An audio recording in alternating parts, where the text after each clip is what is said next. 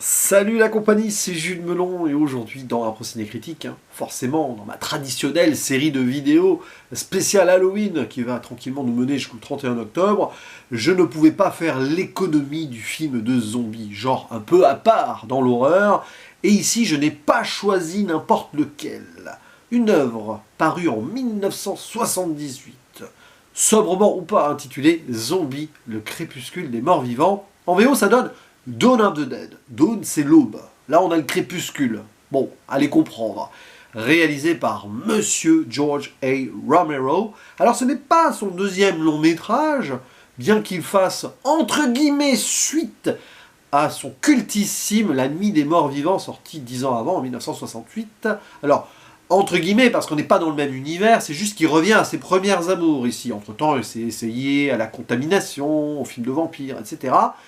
Et nous avons un casting différent, forcément, avec des noms qui vont pas vous dire grand-chose pour les principaux, ce n'est pour les fans hardcore du film dont il est question ici. Par exemple, nous avons David Emge, Ken Foree, Scott H. Reiniger, ou bien sûr Gaylen Ross, qui est la seule femme marquante et principale, et importante pour plein de raisons, de ce film. Mais, dans la dernière partie, nous avons un coucou visuel de Tom Savini, qui lui franchement est très connu. Alors pas forcément en tant qu'acteur, un petit peu, parce que moi je l'avais découvert dans Une nuit en enfer, et il était sacrément bien dedans, un peu décalé mais bien, mais surtout parce qu'il s'occupe, en plus de faire une apparition, des effets gore, spéciaux, maquillage, et c'est un immense nom dans le domaine. Et on peut dire que là, il y va avec, il va franco, à l'image de ce qu'il avait fait dans La Nuit des Morts Vivants, quand on y pense. Alors, ici, comme dans le premier film, nous avons une dimension très sociale et politique, Romero parlant donc de son Amérique d'une certaine manière, avec l'allégorie du zombie qui revient d'entre les morts et qui vient s'attaquer à l'humanité. Mais celle-ci, face à la peur et à la panique, va devenir peut-être encore pire que ces zombies et être un danger pour elle-même. Donc forcément, quand on connaît un petit peu le background de ce film, on sait que c'est surtout un huis clos dans un centre commercial. Enfin, un huis clos où, avec l'hélico, on peut quand même se balader. Mais il y a toute une première partie où on nous installe ces survivants principaux. D'ailleurs, ça commence in medias res, voilà, d'emblée au sein du chaos, dans un studio de télévision. La menace est déjà là, on ne sait pas pourquoi.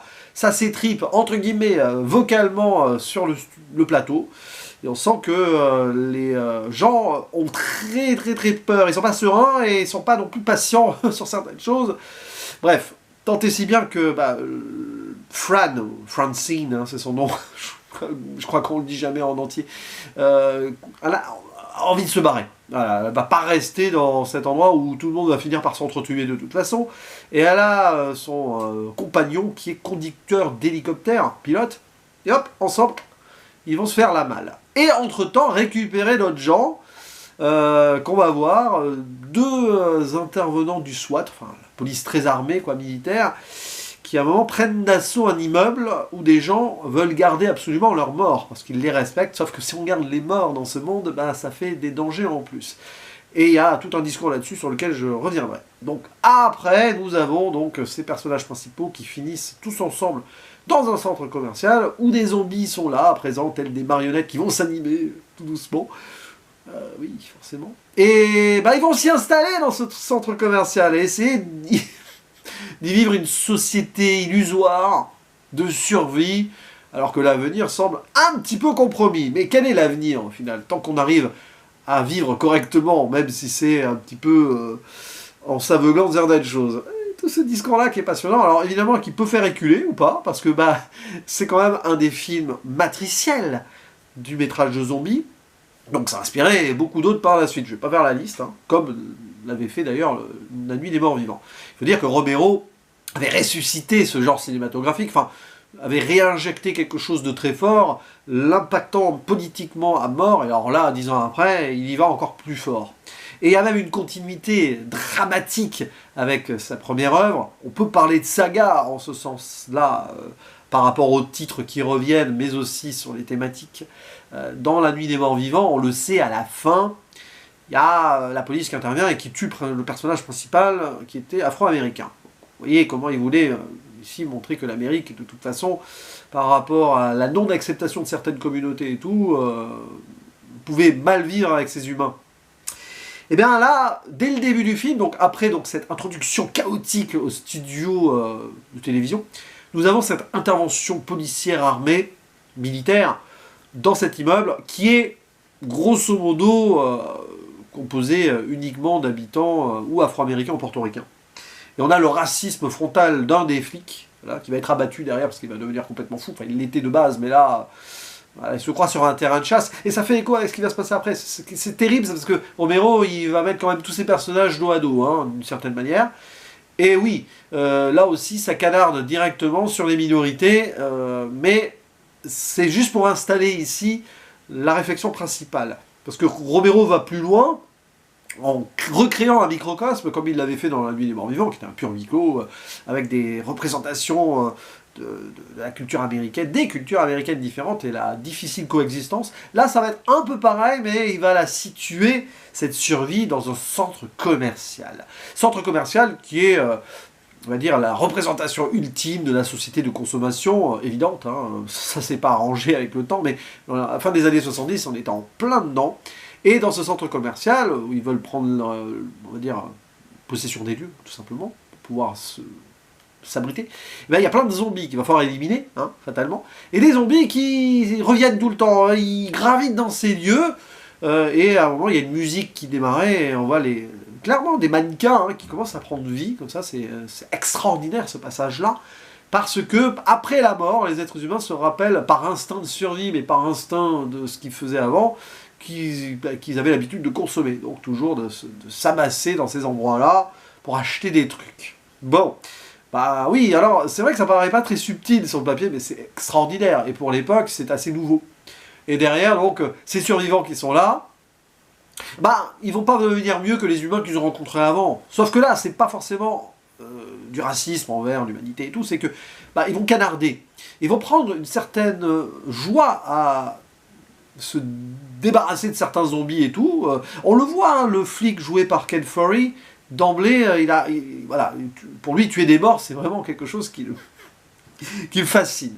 Après, c'est l'Amérique, hein, l'Amérique et ses armes à feu. Là aussi, il y a ce discours, tant et si bien qu'avant d'arriver dans ce centre commercial, on voit des gens dehors qui font la chasse, hein, ils font une sorte de safari de zombies avec voilà, les fusils habituels américains, de survie, de chasse hein, et de défense de propriété, et ben ça va être un petit peu ce qui se passera dans le centre commercial, et ça va encore aller dans un degré supplémentaire sur le dernier acte, dont je parlerai dans une petite zone spoiler, parce qu'il mérite d'être analysé à part.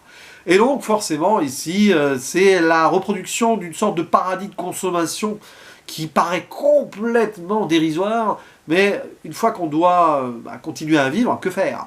Alors, il y a Fran qui a un petit souci personnel, il y en a un des 4 aussi qui va être mordu, donc forcément ça rajoute un petit peu quelques retournements de situation et moments potentiellement dramatiques et d'émotion.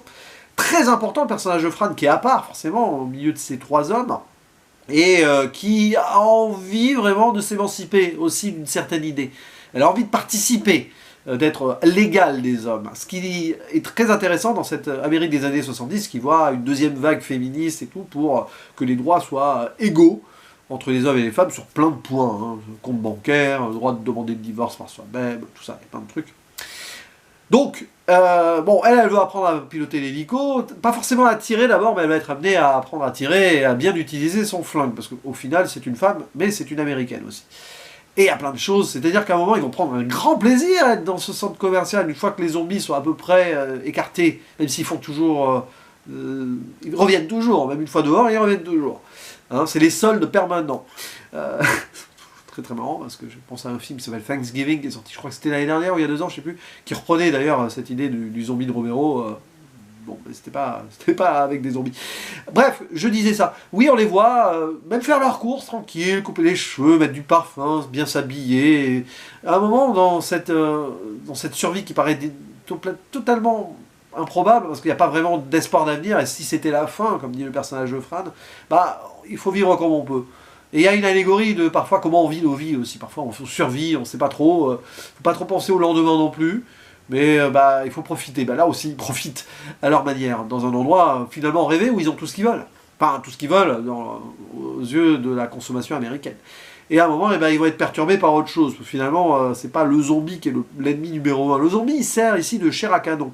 Et il sert aussi à quelques effets gore particuliers. Mais Romero, avec ce film, il veut donc tout simplement nous faire nous questionner sur qui nous sommes et qui nous serions dans des situations très dramatiques, voire où l'apocalypse est en vue. Et donc, spoiler, parce que en soi, bon, Fran qui est enceinte, c'est intéressant parce que là, elle est obligée de penser à l'avenir autrement.